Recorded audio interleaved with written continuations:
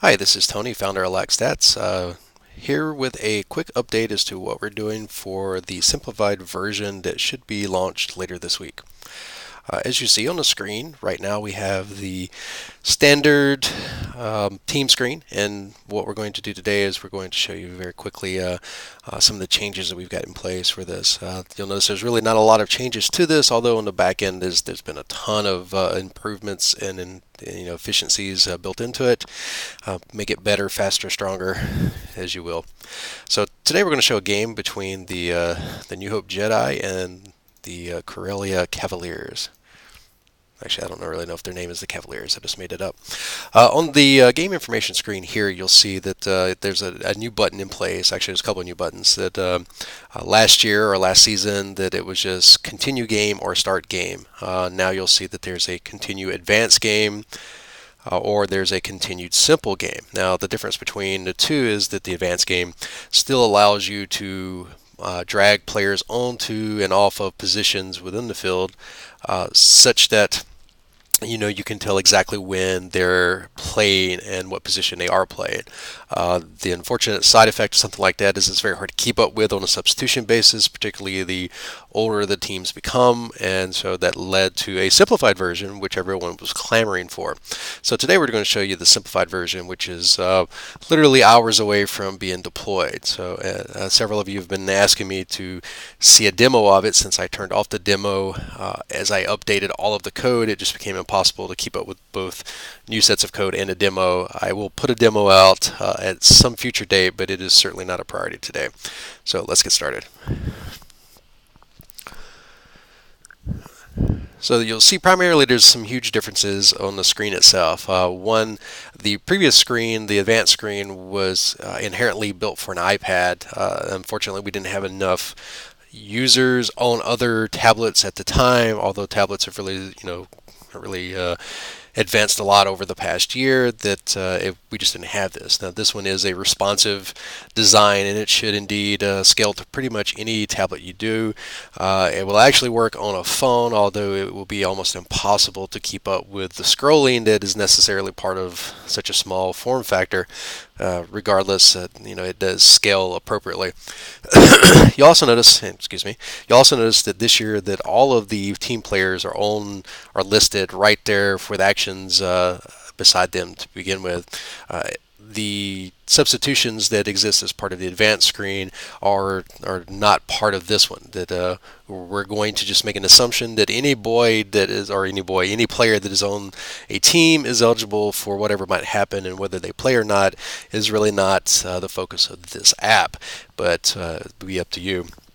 Now, it can be possible that you have so many players on a team that it does even force a tablet to scroll, and if so, we may make some concessions to make that better, but until then, this is the way it's going to be. Now, you'll notice that it's laid out pretty simply, that there's a score at the top. Right now, the score is hard-coded. Just while I finish up some of the other things, there is a section here that is for man-up, man-down situations or penalties, and any alerts that may come along with that. And of course, your timer exists over here. You have your teams broken into your four major functional pieces: your midfield, your goalies, your attack, your defense. Even for the female game or the women's game, it's very similar, although the terms are maybe a little bit different. I think they still fall along the same way. Then you also have the section over to the right, which is the team-based information, along with a console to tell you what actually you have recorded. The section at the bottom here is currently hard-coded as well, but my goal is that as the game goes on, that you'll have real-time statistics wrapped around the team level. Not necessarily an individual level, but certainly give you a snapshot of how you're doing against the team that you're playing against, provided that you're taking stats for both sides. And taking stats for the opposite team is a simplified version. You're not actually taking it per player, it's just per action. All right, so let's get started. So in order for the game to start off, you must have a face-off. So you'll notice that the face-off button is there, listed for the midfielders and the midfielders only. One of the things that still has to be put into place is the ability to move players from position to position, and that should be soon. It may not be there for the first weekend, but it certainly will be there by the second weekend. So we're going to say that I'm playing on the field at number 17. So I'm going to do the face off. So I click face off, and you'll notice immediately the face off button goes away, and a bunch of ground or little GB buttons come up, basically saying that anyone on the field can now pick up the ground ball. Whoever picks up the ground ball, wins the face off, or actually wins the face off for the player who did the face off. Same thing in the women's game where it's draw control versus draw possession.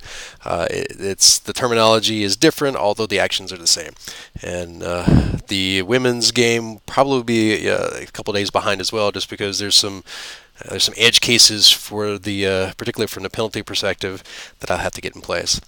So you'll notice that by clicking the ground ball, or I'll click it in a second, that it allows for the action to be completed. You'll notice that clicking on any of these other buttons do not work. They go offline into the action, or the sequence of action has been completed. Now any player can win the ground ball, or the face-off can be won by a penalty for for your team, or the opposing team can either win it by they get the ground ball and they win the face-off, or perhaps they also win it by a penalty. In this case, I'm going to pick up my own ground ball, and we're going to go to town. So you'll notice on the console section over here that the face-off attempt was by number 17, which was me. I picked up the ground ball and I won it. So had I done it differently and someone else picked up the ground ball, I would have still won the face-off, although someone else would have gotten the ground ball. Now you'll notice that the buttons themselves are active. So just like the advanced screen, when the player activity screen pops up, that allows you to do very specific things. There are color coded. That green means scoring attempts or scores. The purple is field play, so anything that you would do in the course of just general field play on while you're out there. Red typically embodies something you don't want. In this case, a penalty, a team goal, or turnover. Clicking on any one of these things will automatically record it both to the local database on the tablet, or if you're doing this with a computer, to the computer, as well as fire it off into the cloud, so that parents or fans that are remote who have purchased a premium account can literally watch a game cast of what's going on. So we're going to take a shot. Shot's over here, now recorded on the console. Let's say that we continue along, that this fella gets a ground ball is recorded, someone else gets a calls turnover, so on and so forth. You'll notice there's also some specific buttons that are for the goalie. So the goalie has a couple of actions that only the goalie can do, such as have a goal save, can be present in the goal when a shot is taken on the goal, although not close enough to touch the ball. In that case, it would be considered a shot, not necessarily a shot on goal. And then if the goalie is scored against, then he is scored against and the opponent's scored on. This should also spawn the face-off buttons to reappear, although that's something that's still got to be completed. In addition, there are the team actions. So a team can do clears, can do turnovers and team goals. Again, the color codes are specific to green is good, red is bad, purple is informative, basically. The team turnover or the team goal are when you cannot attribute that to a particular individual and you still want to record it, so you record it to the team instead of to the individual, although you should always record it to the individual if you can. Generically, there's a set of buttons for the opposite team or the opposing team. Again, clears, turnovers, team goals, ground balls that they may pick up. You're not going to record their individual statistics, but you will. You can record it when their team picks up a ground ball or when they have a penalty itself. Some of the things I do have to finish up that I'm working on diligently currently is the penalty button itself. So by clicking on penalty for someone, it brings up another modal that allows you to then pick and choose what penalties they are. This will be dramatically different for the women's game, primarily because the way that they handle their fouls versus penalties that the men do. But by clicking on one of these, it highlights it, and by finding a highlighting one, you determine what the duration is supposed to be and whether it's releasable or non-releasable, and then you record the button. Again, this is under construction currently, but should be done by tomorrow. Tomorrow being Friday, that is. So close it out. This is it in a nutshell for the changes that are happened. This is a lot faster for those who don't want to worry about substituting players in and off the field. Although I'm still quite proud of the advanced version of this. It does become difficult for one person to keep up with, particularly at U13, U15, high school. I cannot even imagine how it would be in college just yet, at least as a single stat keeper. We will be recording stats or recording scores this year based off the quarter, whereas in the past we've not done that. And again, we'll be recording the stats real time to give you some sort of an action. Just like in the past, there is a legend to give you just some idea about any abbreviations that we use. Although with the responsive design, we've been able to actually expand and get almost full definitions on the screen, which has been great.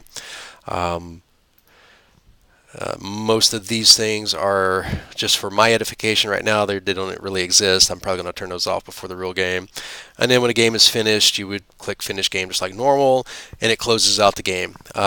One of the other things that we're trying to put into place before the clock runs out, so to speak, no pun intended, is the ability that if you for some reason lose connection, that the clock would remember the last location in which you were at. So at least the last recorded action. If there's no actions going on, it will be hard to record when the clock stopped, but we will recognize the penalties and the time in which the last action occurred, and then when you rebring the screen up, it will automatically go back to that. And we should have that soon as well. Well, that's it in a nutshell.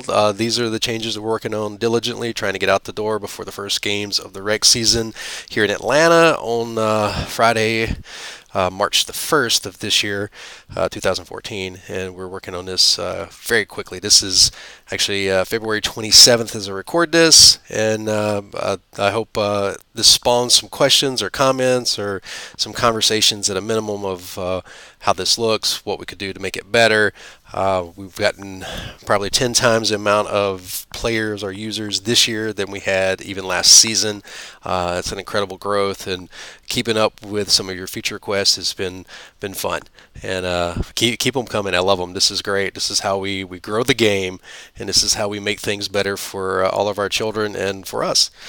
So until next time, and I will do a follow-up to this once it has been completed, so that it can be replaced out on the website.